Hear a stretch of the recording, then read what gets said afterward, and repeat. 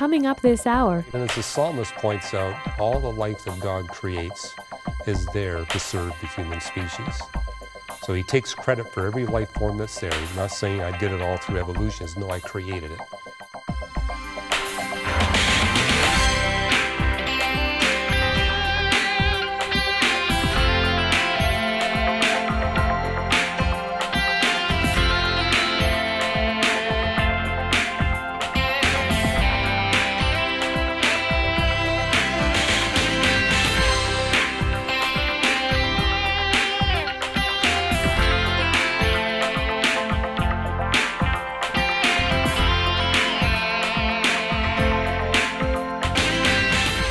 I'm thankful that you joined us on today's program. I'm also so thankful that God's presence is with us every single day. God is with you right now, wherever you are.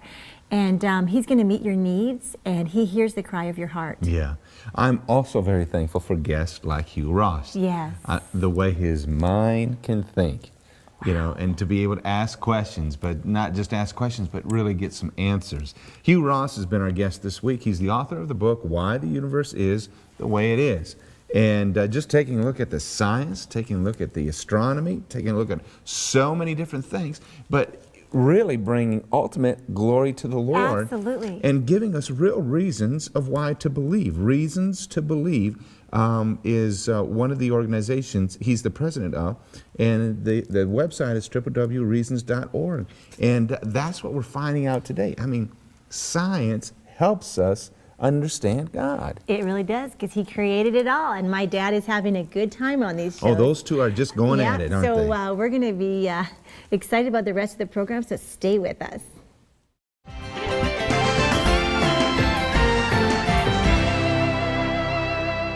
More Than a Theory. Hugh Ross is the author of the book, and he's calling it Revealing a Testable Model for Creation. Hugh is with us today, and you're going to enjoy our discussion, and you're going to want to get the book. I'm realizing that I'm going to want to encourage people to get this book, Hugh. I'm serious. As a result of our conversations that we've been having, I'm saying this is something people need to get an overview of a model that's testable of creation. Sure. Well, at Reasons to Believe, our scientific team has been working literally for over 20 years to build a testable creation model. And we've produced a number of books, like our book on the origins of life. We got a book called Who is Adam, which looks at the human origins component. One of my first books was The Creator and the Cosmos, which looked at the origin of the universe. But our constituents have been asking us, could you please put in a single volume an overview of the entire scope of your testable creation model? So that's what we've done in More Than a Theory.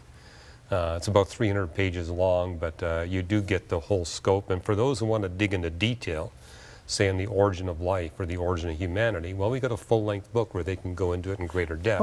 Okay. Now you do refer to those in the book, or in other words, we refer to them, yeah. So there's no problem. You get this, you find there's areas you want to explore further. Well, we've written 8 books that take pieces of our testable creation model and kind of go into it in depth. Okay. And with those 8 books that are out there, that gives us the capacity to write a book that's more lay accessible and more comprehensive, giving you the whole scope. So the time was right. The time was right, because you already had the detailed books out there. Exactly. And now people can get a single volume that kind of gives them a scope, but it also gives them an update. Because, you know, we've been doing second and third editions of our book. And in one sense, this allows us to update what's in the other books. Okay. Because, you know, things are happening very rapidly in the frontiers of scientific research. Well, as we were chatting the last day or two, you were telling me that on your website, which is reasons.org, that you actually have a daily or a weekly, it's a daily feature. A daily feature of what changes, what significant things have been discovered. Yeah, it's called Today's New Reason to Believe. And it's a little article, like 1 to 3 pages long, again, lay accessible, telling people the significance of a brand new scientific discovery, how it gives us more weight of evidence for our biblical creation model. And then we also have these podcasts where we'll go in a studio and record like a 15-minute discussion where our scientists will get together and talk about, say, a discovery that happened 4 hours ago. We try to... So you're very current, really cutting edge. today. I mean, you can go on iTunes and actually subscribe to your podcast? To the podcast. I got to go there. I'm a podcast nut. I like podcasts. Right. So, or you can get it sent automatically to your computer, so it just pops up there. But yeah, it's designed to keep people right on the cutting edge. Because so often you'll meet people at the office that have heard about some scientific discovery that got announced. And so we say, well, as soon as it's announced, we go into our studio and give you a perspective on what this means for the Christian faith.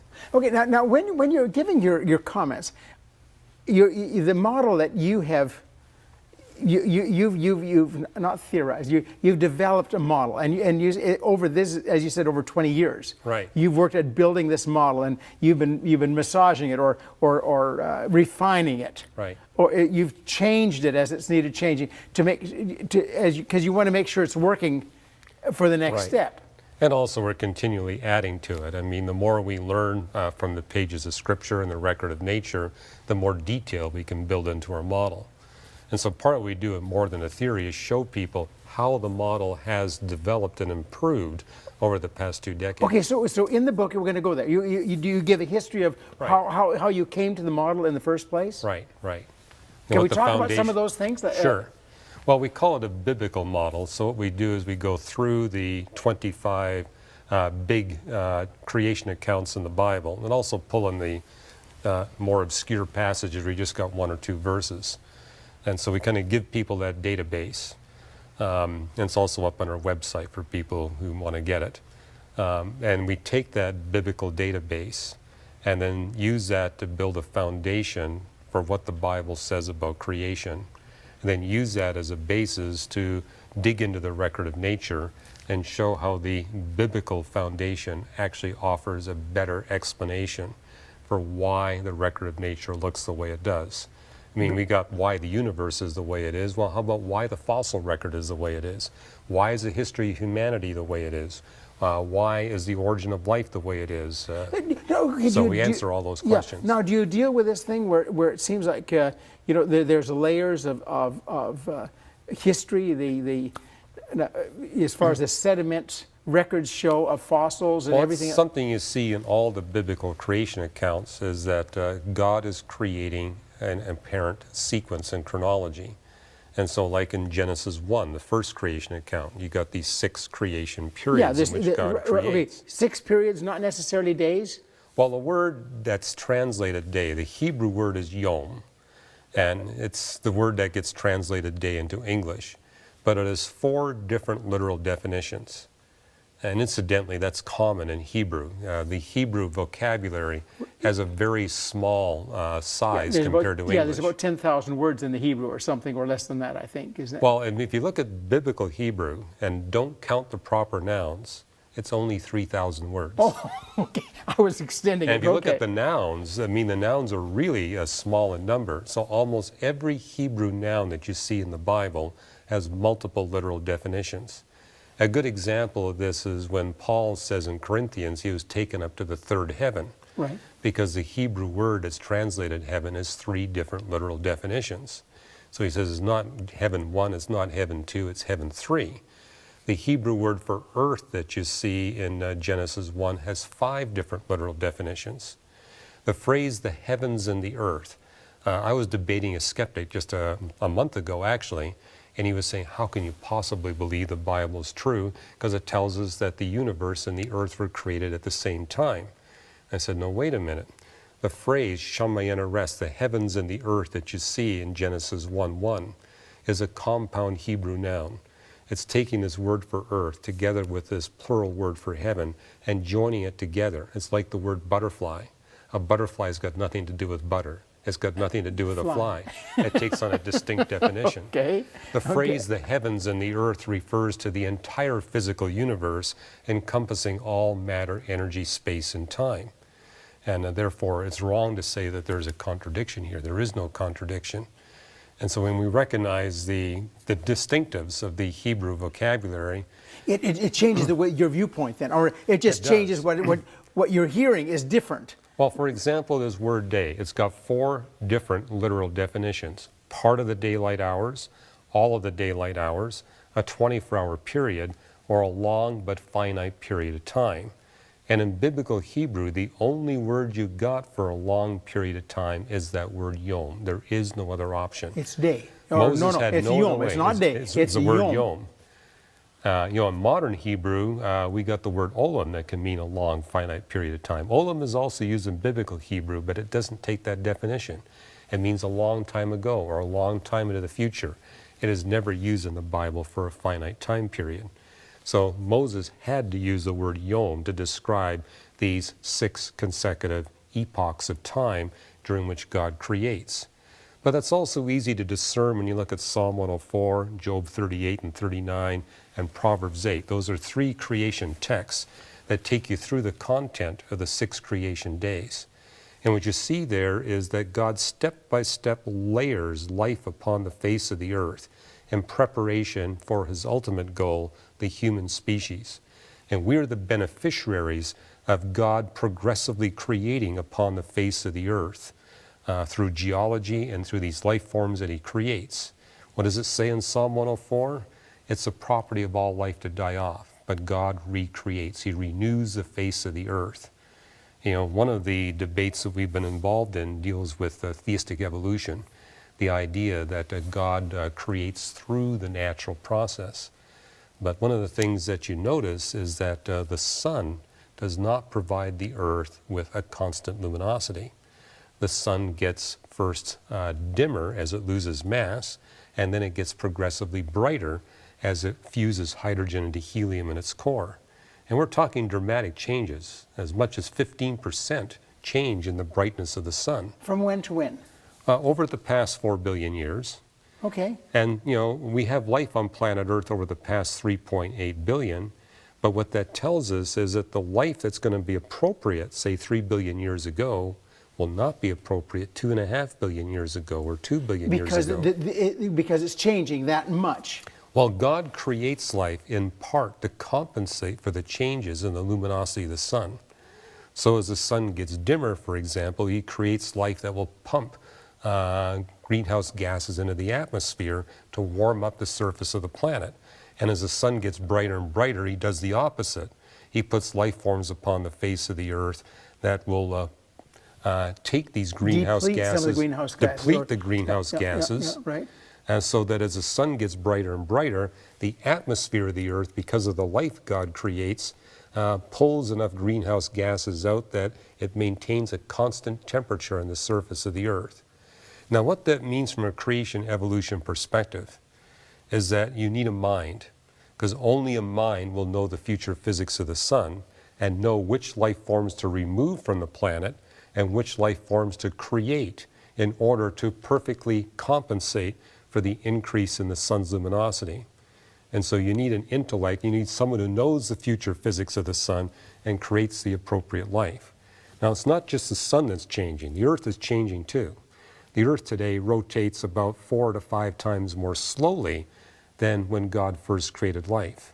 And so the life that God has upon the face of the earth must compensate for the changes in the moon, the changes in the earth, and the changes in the sun, which is why you see in Psalm 104 the house cleaning principle, that there comes a period of time when the life upon the face of the earth is no longer appropriate to compensate for the changes in the solar system. So God removes that life and replaces it with new life forms. So it's God constantly recreating life. That's kind of what you see in Genesis 1.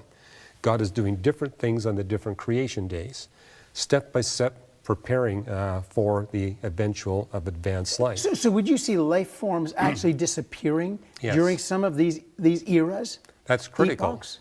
Because if you leave the life that was on the face of the earth billions of years ago, you would rapidly get it to sync with the sun, and then the earth becomes permanently sterile. You know, the amazing thing about planet Earth is it's been sustaining life in great abundance and diversity for the past 3.8 billion years.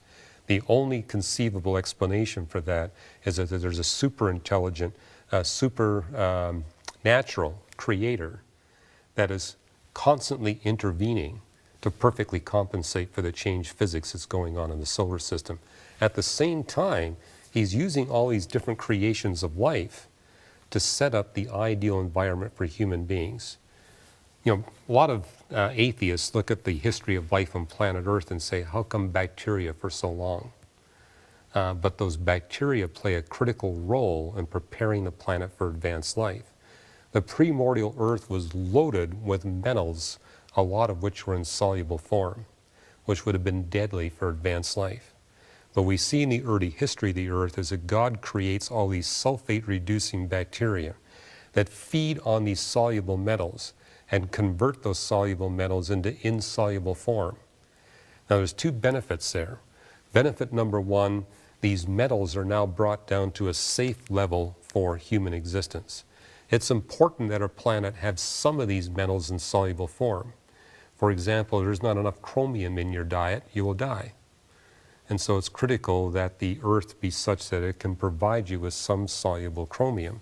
But too much of it will kill you. Chromium is a poison in great abundance. And that's true for about 22 elements we see in the atomic chart. And we call them vital poisons. If they're too abundant in soluble form, they will kill you. Okay. If they're not abundant enough, they'll also kill you. They have to be at the just right level. Well, what God has done is He's created these bacteria that feed on these different metals and had them at the just right abundance level throughout the past 3.8 billion years. So when we come upon the scene, everything is perfect. At the same time, these bacteria are absorbing all these soluble metals from the environment, and as they form these bacterial mats and convert this stuff into insoluble form, when these bacteria die, they form these ore deposits. So we look upon the face of the Earth and we see all these concentrated ores of lead and zinc and iron, etc. You mean bacteria formed Right. the metals that we are mining Well, they concentrated today? the metals. They brought the metals together because they would have picked it up wherever they were. If it weren't for all that bacterial activity for 3 billion years, we wouldn't have had the ores that we could mine to launch civilization. Now, some of these metals, is gold one of these? Well, probably the biggest gold deposit we see in the world might have been the result of a meteor crater. I mean, South Africa is where we have a... Yeah, that's where the gold is in superabundance, and also Right. we've got diamonds there. I don't know whether that and likewise, you've got Sudbury here in Ontario. Well, the nickel, yeah. Nickel, they now recognize that probably is a result of a big asteroid that collided there, because they can see the crater. And, there are asteroids out there that have a very high nickel content. And so we've been the beneficiaries here in Canada of having a collision event that we can in the future mine. So are there quite a few materials on Earth that were actually from other bodies other than our Earth body? Well, most of the ore deposits that are here upon the face of the Earth are the result of bacteria. Only a handful are the result of meteoritic collision events. Okay. So, but they were in liquid form, as you say, on Earth at well, one I mean, point. the primordial Earth would have had a much higher abundance of these metals in soluble form. And such a high abundance that would have been poisonous for advanced life. Okay. But bacteria, by feeding on these soluble metals, were able to take that out of the environment, convert it into insoluble form, at the same time concentrate it. So instead of them being dilute throughout the environment, they now become concentrated. Well, by that conversion from soluble to insoluble helps us, because now we bring it down to a safe level. At the same time, it produces ore deposits that we can mine. So that's kind of the story I tell of more than a theory, is how God sets everything up just right through this incredibly complex sequence of creation of life ahead of us. Okay, so life in one form or another is on Earth for 3.8 billion years. Right, and as the psalmist points out, all the life that God creates is there to serve the human species. So he takes credit for every life form that's there. He's not saying I did it all through evolution. He's, no, I created it. He creates these life, but it's all there for our particular benefit, which tells us that we must be very important in God's eyes, that he would take these 3.8 billion years, create with such elegance and complexity and abundance and diversity, so that we can come upon the scene and rapidly launch our civilization and find our God-given purpose in life and serve God with all of our heart, mind, and soul. So, this is fascinating to me. Along the way, Hugh, when is Earth formed in this universe? like our universe is, I think we've talked about this, it's somewhere around 14. Yeah, the best measurement is 13.73 billion years ago. God creates the universe. The best measurement we have for the origin of the Earth is 4.5662 billion years ago. We can measure that with a lot more precision than we can the age of the universe. So, and we've talked about this a bit before. It's really through the ability to look at radiation. I mean, that we've determined the age of the universe. Is that, or when it began? Yeah, the two best tools we have for measuring the date for the creation of the universe would be the cosmic background radiation, the radiation left over from the cosmic creation event. The WMAP, the Wilkinson microwave anisotropy probe, gave us our most precise measurement of the age of the universe. But we get nearly as accurate a measurement through the Sloan Digital Skies Survey of galaxies. It's a very deep survey sponsored by 6 different institutions to map galaxies as far away as possible and as great a detail as possible. And the distribution of the galaxies also allows you to get a precise measure of the age of the universe. For the Earth, the greatest precision comes through radiometric dating. So that's where we get the figure that's accurate to 5 places of the decimal. Which is pretty accurate. Which is yeah, that's very good. I mean, as an engineer, if you never get 5 decimal point precision, you're happy. We used to use a slide rule. If we got 2 points, decimal points, we were pretty happy. Right. Oh my goodness. Now, does this model conflict with the Bible at all? It's a biblically based model. What we do is we start with the Bible creation passages.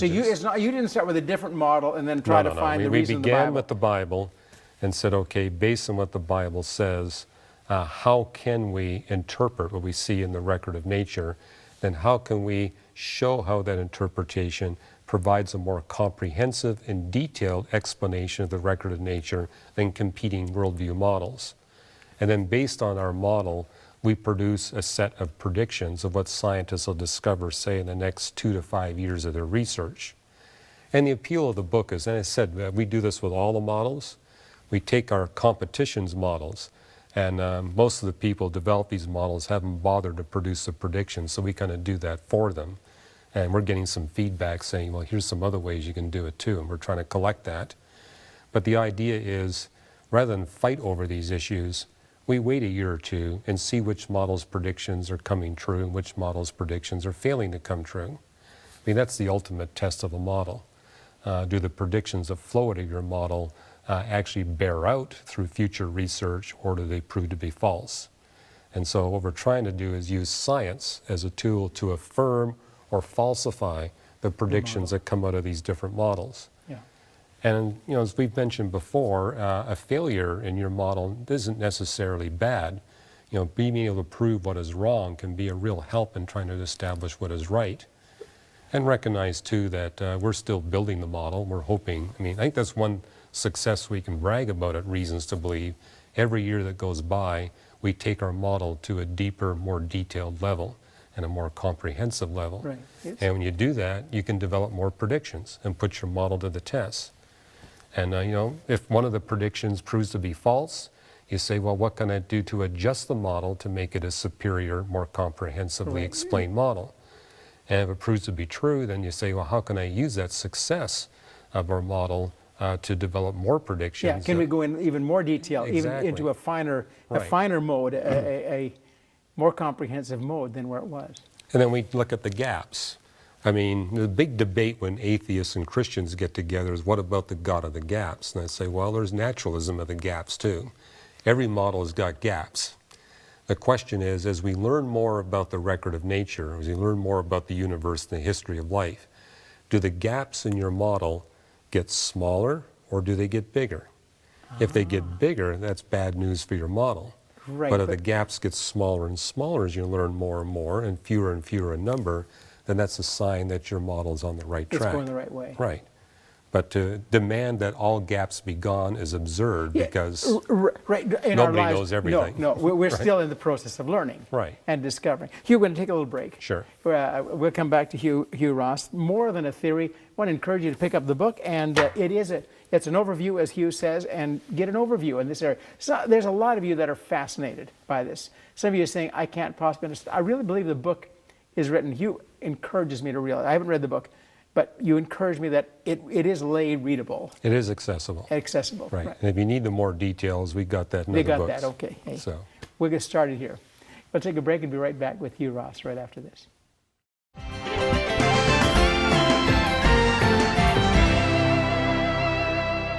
We're back with Dr. Hugh Ross.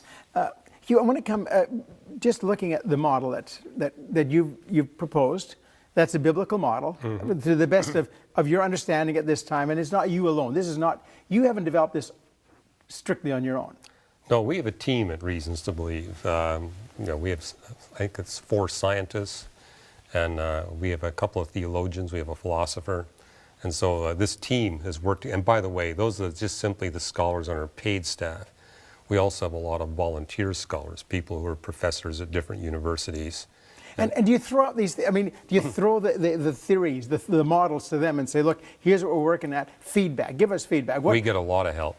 And Okay. As our ministry has grown, we're able to extend the realm of that, So support. the help is increasing rather than It's decreasing. increasing, right.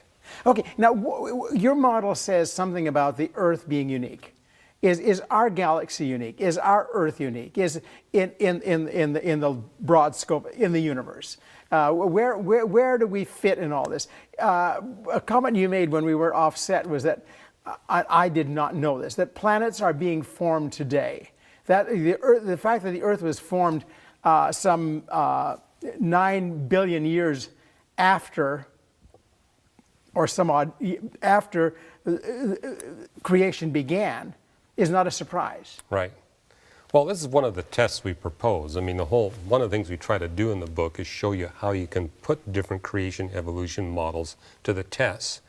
And we see as part of our objective at Reasons to Believe to develop tests that the scientific community hasn't thought of yet, and to show new ways that we can subject these different explanations to the tests.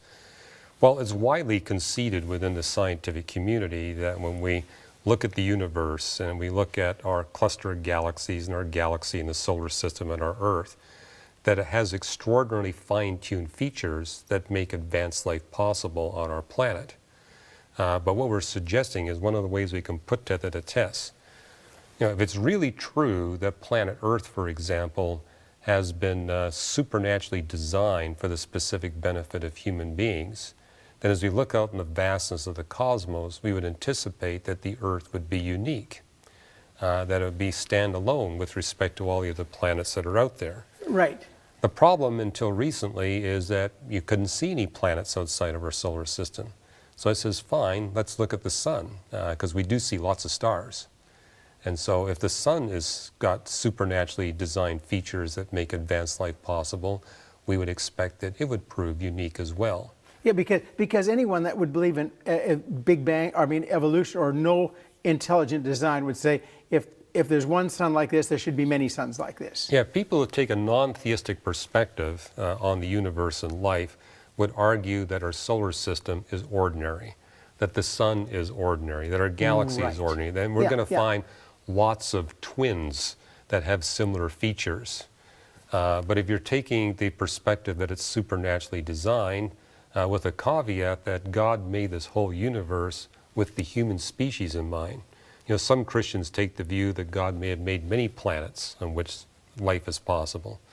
But we suggest some biblical reasons why we are probably it, and indeed the physics is demonstrating that the universe is essentially empty of the possibility of life. Well, in that sense, we would expect the Earth to be unique, Jupiter and Saturn to be unique, the Moon to be unique, the Sun, our galaxy cluster.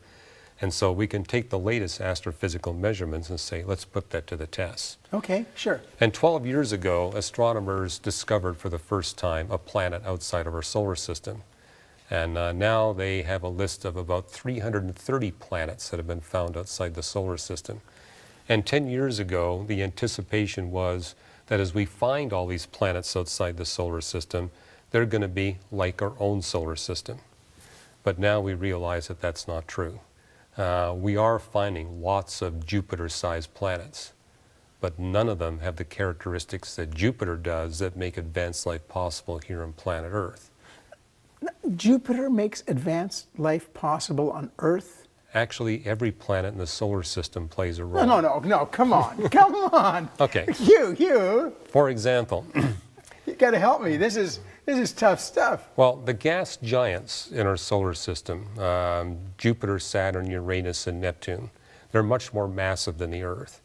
And then beyond this, the gas giants, we have these two huge belts of asteroids and comets, Right. the Kuiper belt and the Oort cloud. And they're much bigger than the asteroid belt that exists between Mars and Jupiter.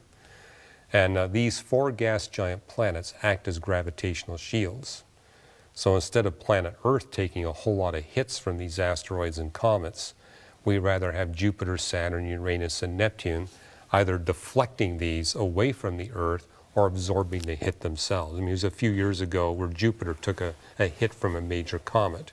Right. But, you know, better Jupiter take the hit than Earth, right? So this is our fort out there, the walls of our fort. They're the walls of our fort.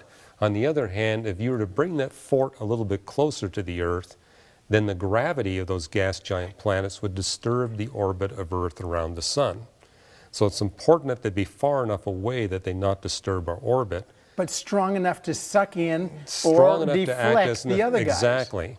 And that's also true of the masses. If you make them more massive, now they can disturb the orbit of the Earth. If you make them less massive, then they're not as effective as they are now as shielding us from all these collision events.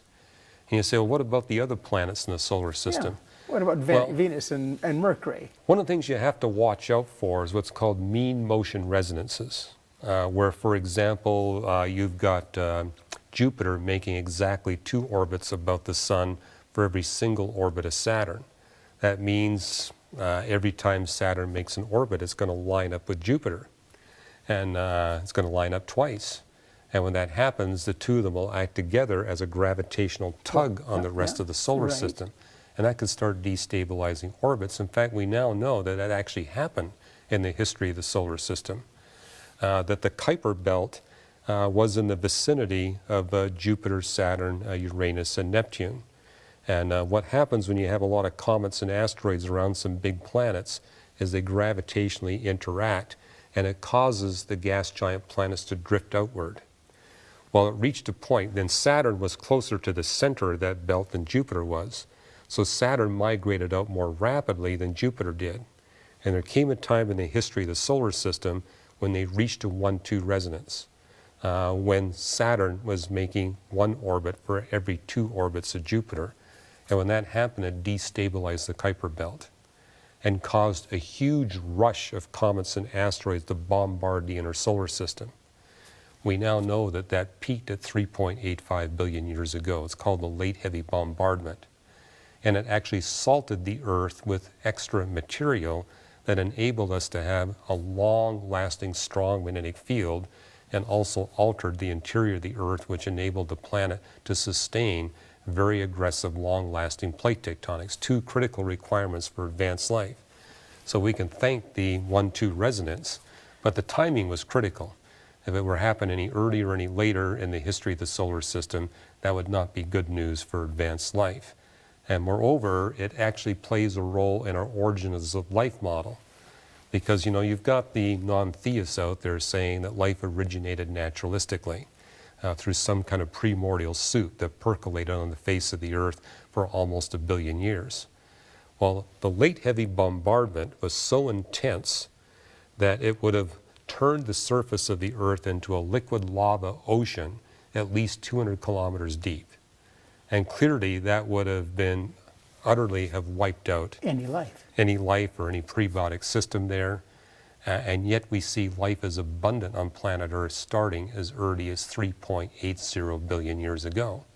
And hey, it takes almost 50 million years for the planet to recover from the late heavy bombardment. As many origin of life researchers have pointed out, the very moment that the Earth was able to sustain life, life appears.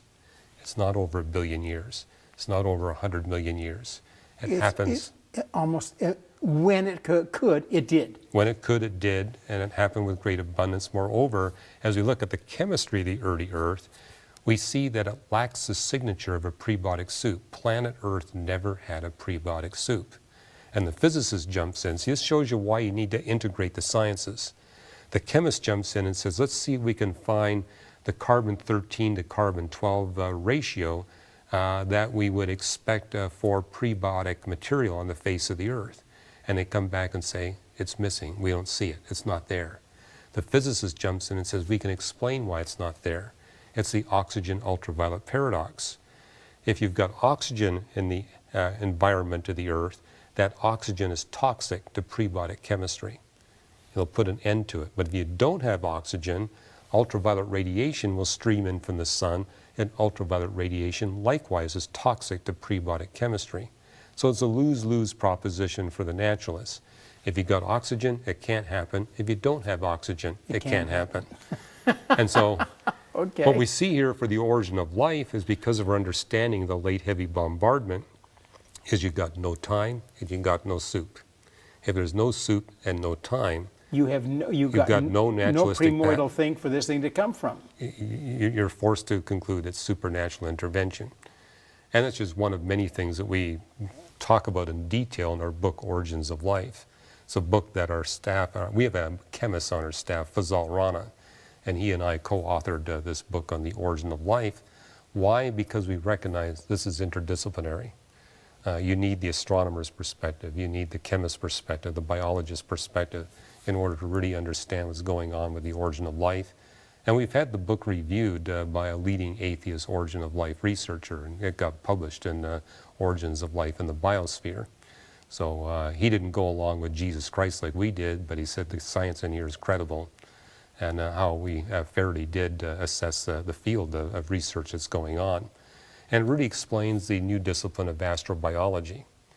That's the discipline of saying life in outer space. And it was launched out of the failure of the origin of life community to explain the origin of life on planet Earth. And therefore they said, if we can't make it happen on the Earth, it must have happened in outer space. And come in. And come in from outer space. Got parachuted in from outer space. Got parachuted in. Onto Earth, yeah. Which is why I threw in a few chapters in our Origins of Life book saying from an astronomer's perspective, that's patently absurd. Number one, we don't see any sources of prebiotic chemistry anywhere in the universe. Moreover, the physics of the universe tells us that it can't happen. You can't solve the homochirality problem, how you can get all the amino acids lined up left-handed and the sugars right-handed.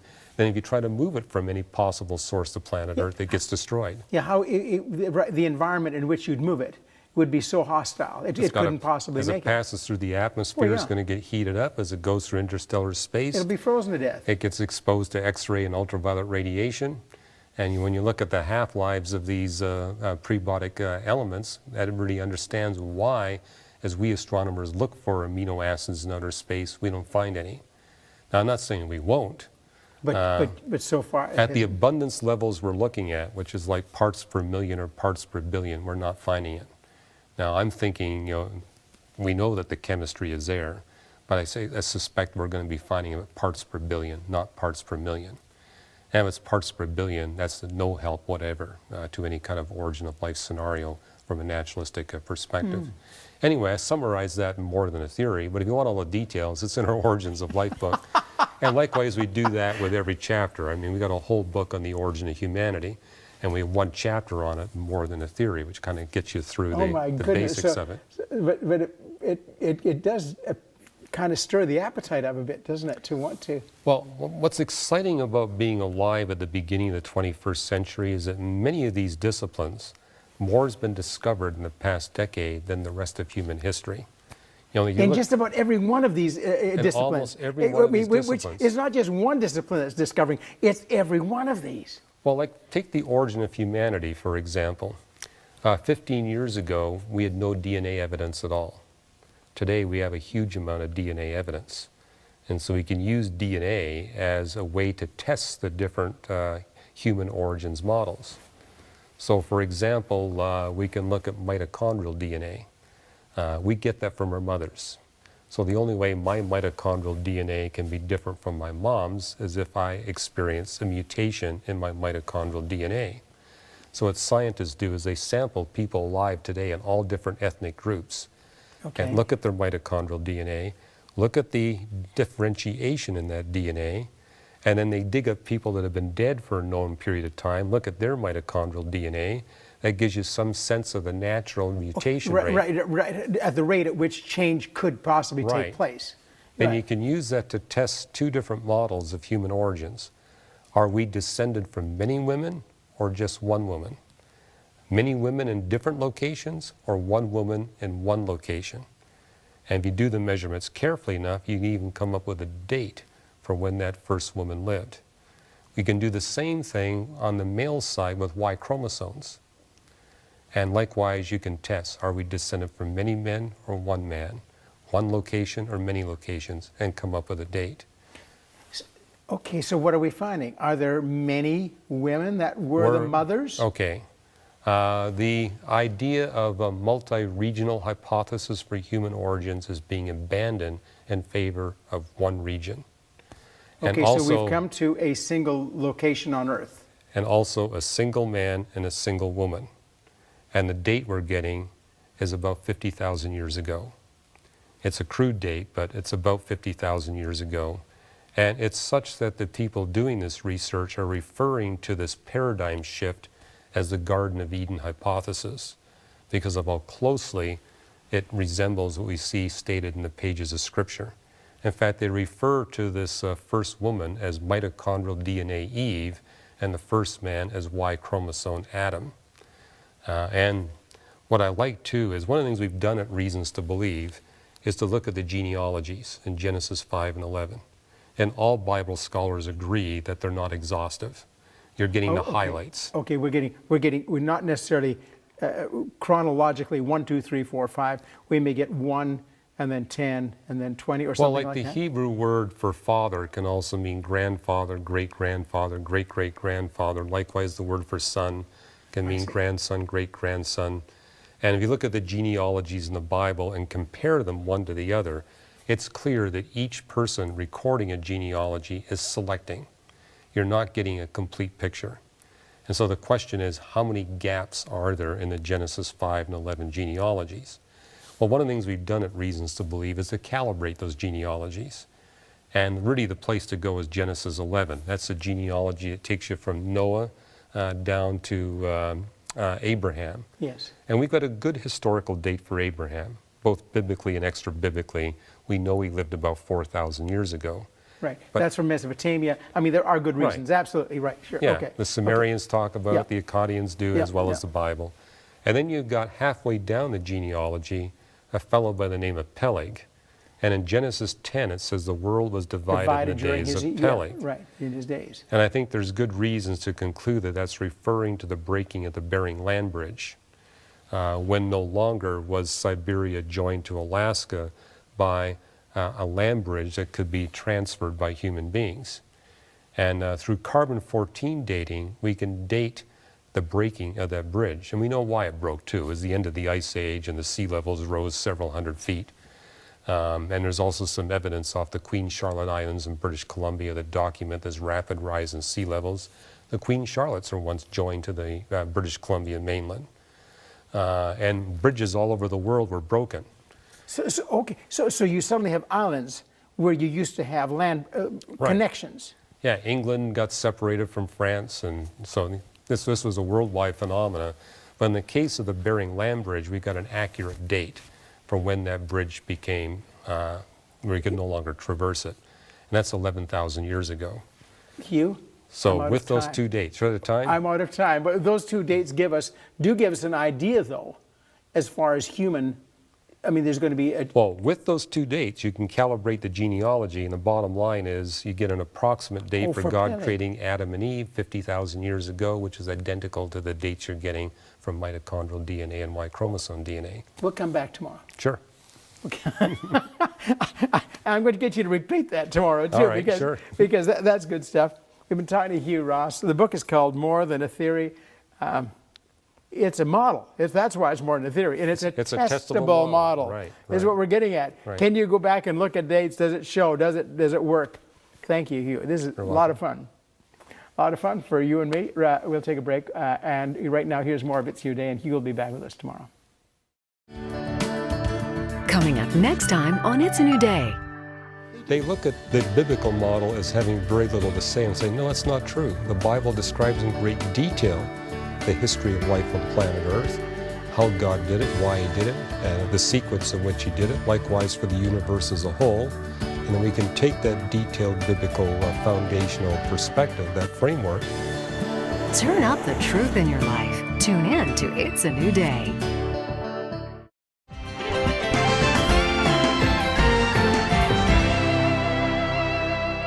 Enjoying our guest, Hugh Ross, the author of the book, available from us here at New Day Ministries. He's giving us arguments, facts, all about the purposeful universe.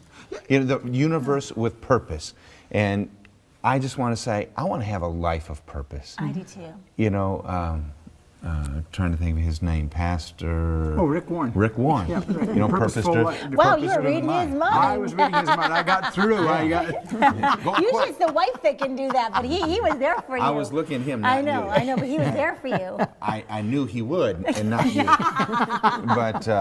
But yeah, Rick Warren with purpose-driven life. You know, but there's so much purpose, you know, that God has for each of us, and to discover. Well, yeah, and we're living in a time in our world where so much of our culture is being told that things happen by accident, that it isn't a purposeful thing. There's a fight against God that's going on in our world, and I appreciate someone like you know, that's coming on here, where Hugh is coming in and saying, you know what, hold on, there is another perspective here, and it's important. Thanks for joining us today. We look forward to seeing you next time on It's Your Day.